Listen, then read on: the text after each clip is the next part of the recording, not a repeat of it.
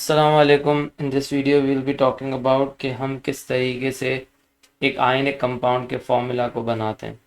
वैसे देखो, इसके पीछे एक लॉजिक तो है ही। जो फॉर्मूला बनाने का एक्चुअल तरीका है वो यही है कि एक एटम जो मेटल का है उसको कितने नॉन मेटल के एटम्स की ज़रूरत है ताकि वो अपने आउटर शेल को कंप्लीट कर सके, अपने इलेक्ट्रॉन्स डोनेट कर सके और नॉन मेटल उस हिसाब से इलेक्ट्रॉन्स एक्सेप्ट कर सके। ठीक है, तो जिस तरह अब MgCl2 है तो हमें पता है कि मैग्नीशियम ग्रुप 2 का मेटल है और वो 2 इलेक्ट्रॉन रिलीज करता है। और अगर उसको क्लोरीन से ही बॉन्ड करना है तो क्लोरीन ग्रुप 7 का एलिमेंट है, उसका आउटर शेल में 7 इलेक्ट्रॉन्स हैं, उसको एक ही इलेक्ट्रॉन चाहिए। तो मैग्नीशियम को लूज करने हैं 2, क्लोरीन को चाहिए 1। तो एक क्लोरीन तो मैग्नीशियम का 1 इलेक्ट्रॉन एक्सेप्ट कर लेगा। फिर जो दूसरा इलेक्ट्रॉन मैग्नीशियम को लूज करना है लाजमी in order to have a complete outermost shell, तो वो इलेक्ट्रॉन भी तो क्लोरीन को ही देना है। लेकिन क्लोरीन एक जो है वो ऑलरेडी 1 इलेक्ट्रॉन ले चुका है क्योंकि उसके पास उतनी ही कैपेसिटी है ना। तो फिर इसलिए दूसरे क्लोरीन की ज़रूरत पड़ती है कि दूसरा क्लोरीन जो है उसको भी 1 इलेक्ट्रॉन चाहिए होता है, तो जो मैग्नीशियम का दूसरा इलेक्ट्रॉन है वो दूसरे क्लोरीन को मिल जाएगा। तो एक मैग्नीशियम के लिए 2 क्लोरीन चाहिए होते हैं, इसलिए फॉर्मूला MgCl2 बनता है। अब जाहिर है हम इतना बैठ के नहीं सोचेंगे पेपर के अंदर। अगर कोई भी आयनिक कंपाउंड का नाम हमारे सामने आता है तो हम उसका फॉर्मूला डायरेक्टली एक तरीके से बना लेते हैं। वो तरीका क्या है, वो तरीका यहाँ आपके सामने मैंने शो किया हुआ है। तो जैसे हमारे पास एक एलिमेंट है X और इसका चार्ज है +1, क्योंकि ये ग्रुप 1 का एक मेटल है। लेट्स से ये बॉन्ड करने जा रहे हैं एक ग्रुप 7 के नॉन मेटल से, और ग्रुप 7 का जो नॉन मेटल है उसका जो चार्ज होगा वो होगा -1। ठीक है ना। तो हम जब फॉर्मूला बनाते हैं तो हम क्या करते हैं कि हम मेटल के ऊपर जो ये चार्ज होता है उसमें जो भी नंबर है उस नंबर को खाली दूसरे एलिमेंट के नीचे इस तरफ ले जाते हैं, बॉटम राइट पे। ठीक है, और जो दूसरा एलिमेंट है या y उसके साथ जो नंबर है वो नंबर को हम लोग नीचे x के पास ले जाएंगे। तो बेसिकली जो ये वाला 1 है ये x के पास से आया है और ये वाला जो 1 है वो y के पास से आया है। तो क्रॉस में ये अपने नंबर्स को एक दूसरे के पास नीचे की तरफ ले जाते हैं। चार्जेस यहीं के यहीं ऊपर ही रहते हैं, चार्जेस को कहीं नहीं जाना, सिर्फ नंबर को जाना। तो ये इसलिए बन गया x1 y1। लेकिन हम जब भी कोई केमिकल फॉर्मूला लिखते हैं तो उसके अंदर हम लोग 1 नहीं लिखते। तो 1 हम नहीं लिखेंगे तो इसका फॉर्मूला इवेंचुअली बन जाएगा XY, यानी कि एक x के लिए एक y काफ़ी है। ठीक है ना। x को 1 इलेक्ट्रॉन लूज करना है, y को 1 गेन करना है, तो ये XY बन गया। अब इसी तरीके से यहाँ पे लेट्स सपोज कि ये x ग्रुप 2 का एलिमेंट है तो उसका चार्ज होगा +2। y अभी भी ग्रुप 7 का एलिमेंट है, इसका चार्ज है -1।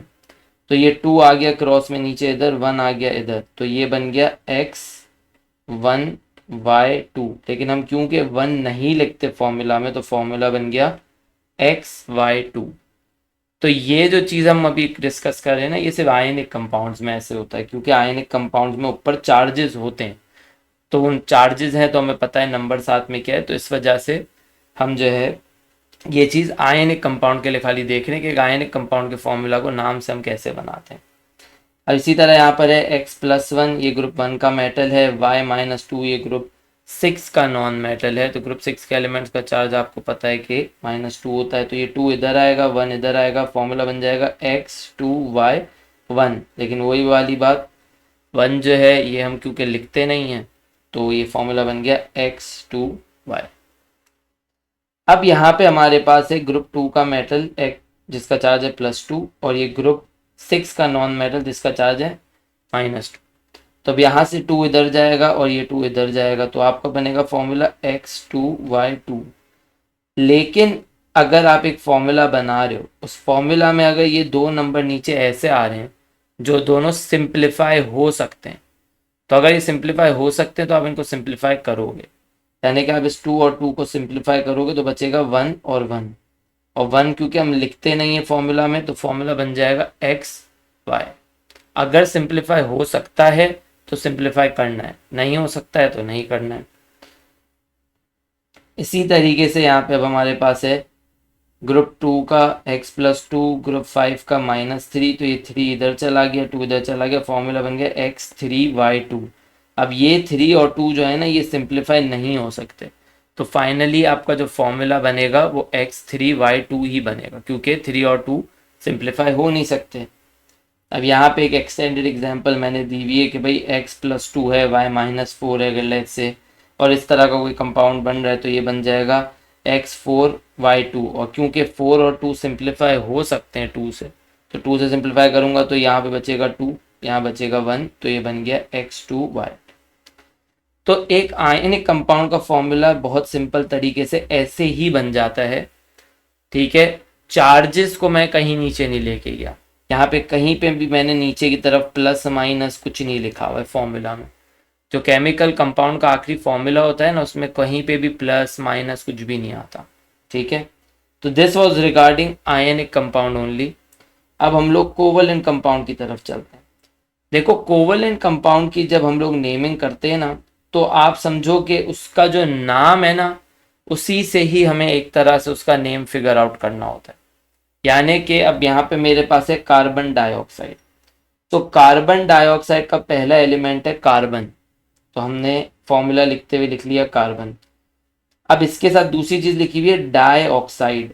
अब ये जो ऑक्साइड है इससे आपको ये समझ आनी चाहिए कि ये ऑक्सीजन की बात हो रही है, तो मतलब कार्बन के साथ ऑक्सीजन बॉन्डेड है।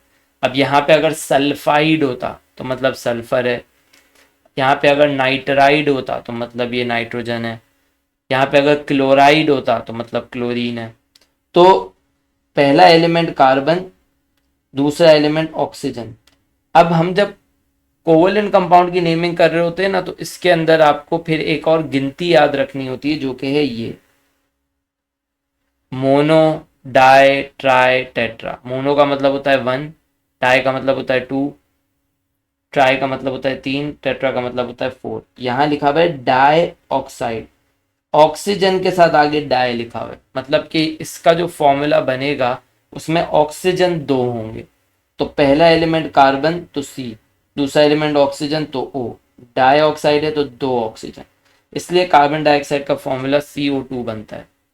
जब भी हम फॉर्मूला बनाते हैं ना कोवलेंट कंपाउंड हो या आयनिक कंपाउंड हो, पहले एलिमेंट का नाम जो होता है ना वो तो एज इट इज रहता है। सोडियम क्लोराइड, फॉर्मूला क्या है NaCl, sodium chloride ionic compound है, ठीक है। तो हमारे पास जो नेमिंग हमने की तो सोडियम के नाम को चेंज नहीं किया, लेकिन क्लोरीन का हमने कर दिया क्लोराइड, तो जो सेकंड एलिमेंट है ना उसके नाम के साथ IDE आ जाता है, आइड। तो कार्बन डाइऑक्साइड, पहले एलिमेंट के नाम को हमने चेंज नहीं किया, कार्बन कार्बन ही है, लेकिन डाइऑक्साइड ऑक्सीजन का ऑक्साइड कर दिया, ठीक है ना। तो जब नेमिंग हम लोग करते हैं आयनिक कंपाउंड की तो उसमें पहले एलिमेंट का नाम तो एज इट इज ही रहता है, दूसरे एलिमेंट के नाम के साथ IDE आ जाता है, अगर वो भी तब अगर वो सिंगल एलिमेंट है।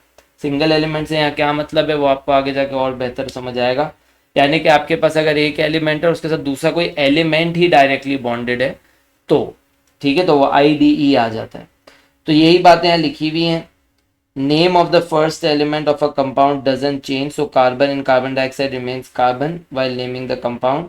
Name of the second element of a compound changes, so oxygen becomes oxide, and because there are two oxygen atoms in it, it became dioxide. तो ये मोनो मतलब होता है 1, डाई मतलब होता है 2, ट्राई मतलब होता है 3 और टेट्रा मतलब होता है 4।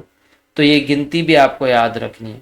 तो कहीं पे अगर मोनो लिखा हुआ हो एक एलिमेंट के आगे तो मतलब उसका सिंगल एटम है, डाई लिखा हुआ हो तो मतलब 2 एटम है, ट्राई लिखा हुआ हो तो मतलब 3 एटम है, और टेट्रा लिखा हो तो मतलब 4 एटम है।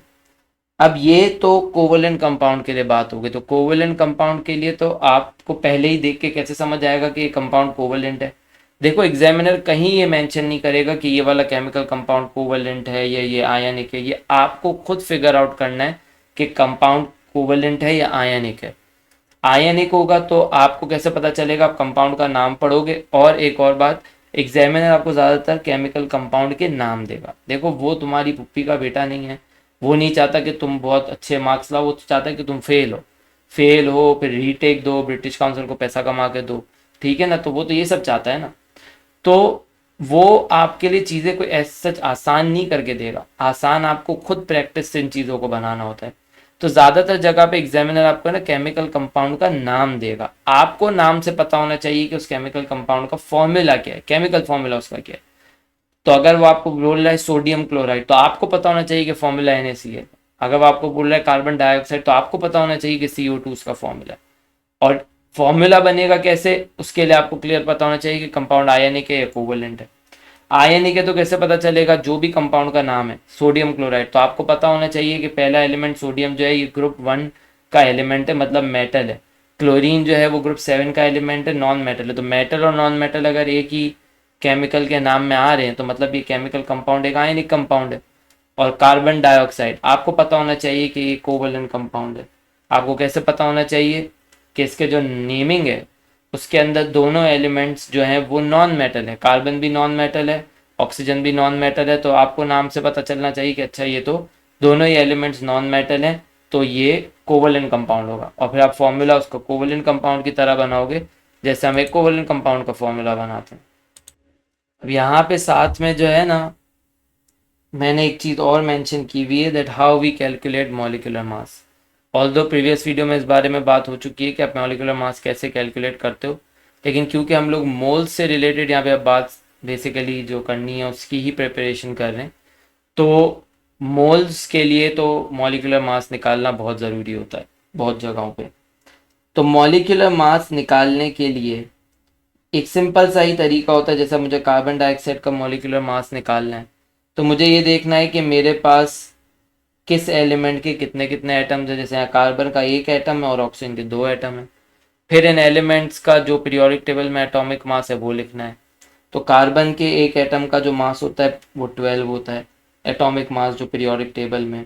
ऑक्सीजन के एक एटम का जो मास पीरियोडिक टेबल में लिखा हुआ है जो एटॉमिक मास है वो 16 है। और क्योंकि यहाँ पे दो ऑक्सीजन के एटम है तो 2 दफ़ा 16 आएगा, क्योंकि दो ऑक्सीजन के एटम है तो एक ऑक्सीजन का एटम जो है उसका मास 16 होता है, तो दो का जो है 16 मल्टीप्लाई बाय 2 यानी 32 होगा। तो 32 प्लस 12 जो कि कार्बन का एटॉमिक मास है, इट विल मेक 44। तो आपके पास जो मॉलिक्यूलर मास आया कार्बन डाइऑक्साइड का वो 44 है। तो कोई भी कंपाउंड का मॉलिक्यूलर मास ऐसे ही निकलता है कि उसके एटम्स, जो जो एलिमेंट के एटम्स उसमें प्रेजेंट हैं वो कितने प्रेजेंट हैं, उन सबके एटॉमिक मासेस को हम लोग आपस में ऐड कर देते हैं। तो यहाँ पर एक छोटी सी एक्सरसाइज मैं स्टूडेंट से अपने करवाता हूँ, तो ये पूरी सॉल्व ही है, तो मैं आपको बता रहा हूँ कि यहाँ पे क्या हुआ है। तो यहाँ पे मैंने जो है ना 12 केमिकल कंपाउंड्स के नाम लिखे हुए हैं और फिर मैं अपने स्टूडेंट से इसका फॉर्मूला बनवाता हूँ और मॉलिक्यूलर मास भी निकलवाता हूँ। तो इनमें जो है कुछ कंपाउंड्स कोवलेंट हैं, कुछ आयनिक हैं, तो ज़ाहिर है स्टूडेंट्स को पता होना चाहिए कि कौन से आयनिक है और कौन से कोवलेंट हैं। जो आयनिक है उसका फॉर्मूला वो आयनिक कंपाउंड की तरह बनाते हैं वही क्रॉस में, और जो कोवलेंट कंपाउंड है उसका नाम जो है वो लोग बिल्कुल उसी तरह बनाते हैं, फॉर्मूला ऐसे ही बनाते हैं जैसे उसका नाम है। तो जैसे कार्बन मोनोऑक्साइड कोवलेंट कंपाउंड है तो फॉर्मूला हो गया CO। Sulphur trioxide covalent compound है, इसका फॉर्मूला हो गया SO3 क्योंकि एक सल्फर और 3 ऑक्सीजन है। सल्फर डाइऑक्साइड एक सल्फर 2 ऑक्सीजन तो SO2, ये भी कोवलेंट कंपाउंड है। नाइट्रोजन डाइऑक्साइड कोवलेंट कंपाउंड है, एक नाइट्रोजन के साथ 2 ऑक्सीजन तो NO2। हाइड्रोजन क्लोराइड आपके पास जो है ये एक कोवलेंट कंपाउंड है, ठीक है।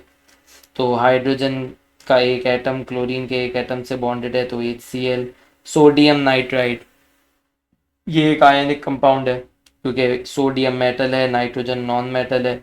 अब सोडियम जो ये ग्रुप 1 का है तो ये हो गया Na+1, और नाइट्रोजन जो है वो ग्रुप 5 का है तो ये हो गया N-3। ये 3 इधर गया, Na के नीचे ये 1 गया, N के नीचे फॉर्मूला बन गया Na3N, तो ये फॉर्मूला बना। तो इसी तरीके से सारे फॉर्मूला बने हुए हैं, ठीक है, आप देख सकते हो। और फिर आगे इन्हीं फॉर्मूलाज की हेल्प से इनके मॉलिक्यूलर मास भी फाइंड आउट किए हुए। ये करवाता मैं इसलिए हूँ क्योंकि देखो एक तो स्टूडेंट को फॉर्मूला बनाने आ जाए, दूसरा उसको मॉलिक्यूलर मास निकालना आ जाए, क्योंकि देखो फॉर्मूला सही बनेगा ना तभी मॉलिक्यूलर मास सही निकलेगा। तो फॉर्मूला स्टूडेंट सही बनाएगा फिर उसकी बेसिस पे मॉलिक्यूलर मास निकालेगा, और वो सही तभी आएगा जब फॉर्मूला सही होगा। और ये सब थ्रू आउट द केमिस्ट्री ज़ाहिर है बहुत मैटर करता है, लेकिन मोल्स में तो बहुत ज़्यादा मैटर करता है। तो इस वीडियो में जो है हम लोग यहीं तक बात रखते हैं। इंशाल्लाह इसके आगे की बात नेक्स्ट वीडियो में करेंगे। अल्लाह हाफिज़।